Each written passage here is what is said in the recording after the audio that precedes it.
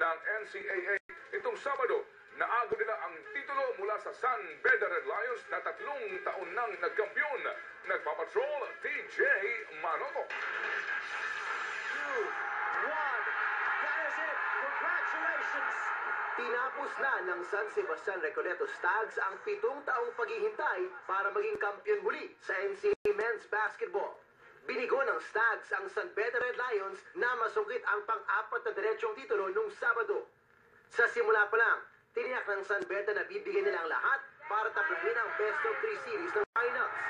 Pero napilitan ng Stags na lumaban ng gusto para hindi umabot ang bakbakan sa isang Game 3. First quarter pa lang, ipinakita na ng San Beda na determinado silang pahabain ng serye. Noong una, mukhang uubra ang kanilang opensa. Pagdating sa halftime, 10 ang lamang nila sa Stags, 38-28. Pero nagising ang Stags. Pinangunahan ng star player na si Jimbo Aquino ang pagbawi. 15 puntos sa second half at bumida pa ng 10 points sa simula ng fourth quarter. Di akalain ni rookie coach Ato Agustin na masusungkit nila ang tagumpay. Masarap ito dahil this is my first time sa coaching sa national eh. Kumbaga, siguro masasabing rookie ako pero siguro sa experience ko sa paglalaro, ang tagal ko for 13 years to 14 years. Na-apply ko sa kanila yung nalalaman ko. Di rin makapaniwala ang graduating player na si Jimbo Aquino na nakuha pa nila ang championship at naitanghal pa ang finals MVP.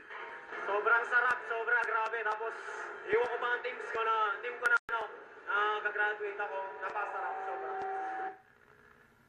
Ngayong nagtapos na ang NCAA at UAAP, maghahanda naman ang mga stars ng parehong liga sa UAAP at NCAA All-Star Games na gagawin sa November 14 sa The Arena ng San Juan. Ang lahat ng kikitain sa laro ay ibibigay sa Bantay Bata at Sagip Kapamilya. TJ Manotok, Patrol na Pilipino.